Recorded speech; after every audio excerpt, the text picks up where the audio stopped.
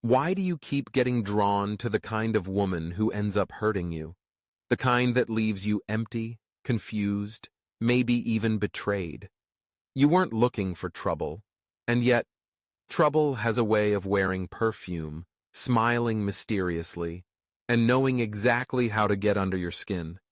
Over and over again, you're pulled toward women who seem exciting, different, irresistible, only to find yourself emotionally drained, rejected, or just used. You call it bad luck. Some call it a pattern. But psychology calls it something much deeper. This is not about blaming women.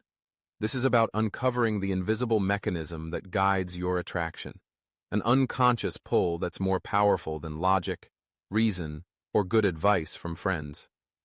At the center of this pull is your shadow. Carl Jung, the Swiss psychiatrist who spent his life studying the hidden layers of human psychology, said that every human being carries a shadow. Not just the evil parts we suppress, but all the rejected, forgotten, unlived aspects of ourselves. And when these parts stay hidden, they don't just disappear, they go out into the world in disguise. They show up as people we're drawn to, especially in relationships, especially in romance. You might think you're attracted to someone because they're sexy, confident, or mysterious, but often you're drawn to them because they embody something you're missing, something you've disowned, something you never learned how to live out. The woman you call wrong isn't wrong by nature. She's wrong for the version of yourself you think you are, but she's perfect for the version of you that you've buried. She represents your unmet needs, your unhealed wounds, the chaos you've repressed, the risk you're afraid to take. She reflects the mother who didn't nurture you, the father who didn't guide you, the feelings you never processed. That's why she feels so powerful. She awakens what you've silenced, and that feels like love. But it's not love. It's a mirror. You confuse emotional intensity with compatibility. You think the butterflies mean something magical is happening, but sometimes they're just alarm bells dressed as fireworks. Sometimes what you're calling chemistry is actually trauma recognition. You see, Jung didn't just say we have a shadow. He said we're drawn to it in others. It's called projection. You see a part of yourself in her that you can't see in the mirror. Maybe it's her boldness, her recklessness, her emotional unavailability, or even her manipulative charm. And a part of you goes, I want that, I need that, I don't understand it, but I crave it.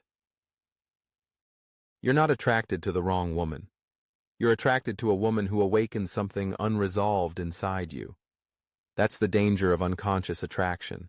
It feels urgent, fated, unstoppable.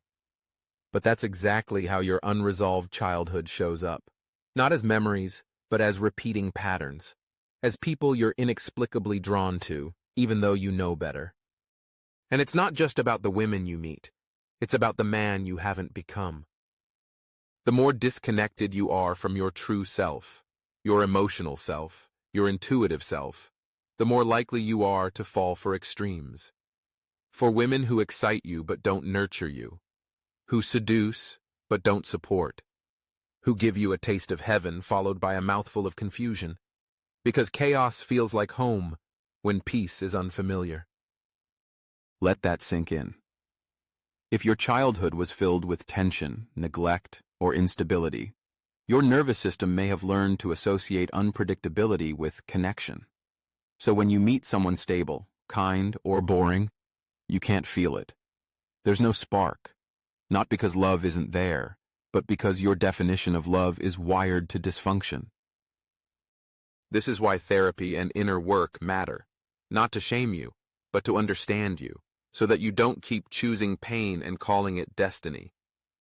Carl Jung said, "Until you make the unconscious conscious, it will direct your life, and you will call it fate." And nowhere is this more obvious than in your love life. The woman who ruins you didn't cast a spell. She touched a wound. Let's talk about the animus and anima, concepts Jung used to describe the inner masculine and feminine within all of us. When a man hasn't integrated his inner feminine, his capacity for emotion, intuition, empathy, and depth, he searches for it in a woman, and not just any woman. A woman who seems to carry all that mystery and emotional depth he has rejected in himself. But here's the trick. When you search outside for what you've denied inside, you become dependent. She becomes not just a partner, but a lifeline, a muse, a goddess. And when she disappoints you, as she will, you fall apart. Because she wasn't just a woman, she was your fantasy, a fantasy built from your own missing parts. And let's not ignore another layer. Maybe deep down, you don't feel worthy of a woman who's genuinely good for you. Maybe you think love must be earned through struggle, sacrifice, or submission.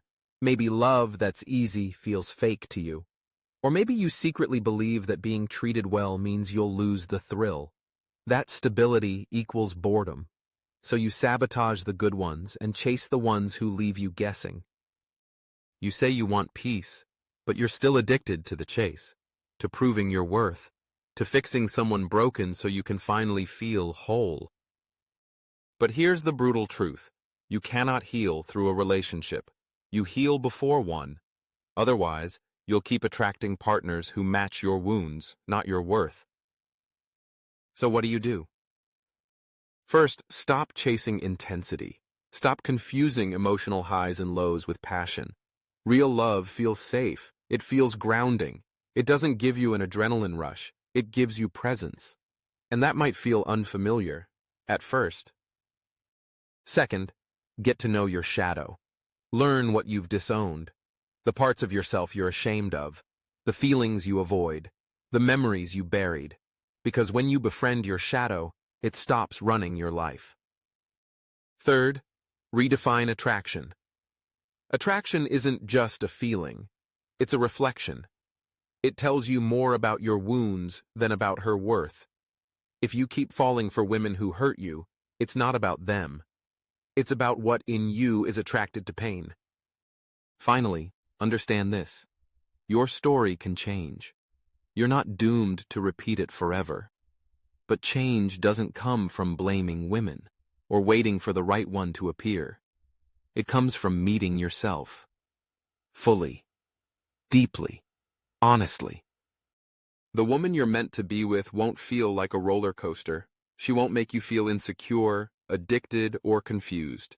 She'll feel calm, clear, maybe even boring, until you realize that boring was just peace, and you'd never known what peace felt like. This isn't about giving up on love. It's about growing into the kind of man who doesn't need chaos to feel alive. A man who doesn't chase validation through suffering.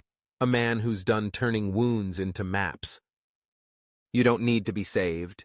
You need to be seen by yourself first.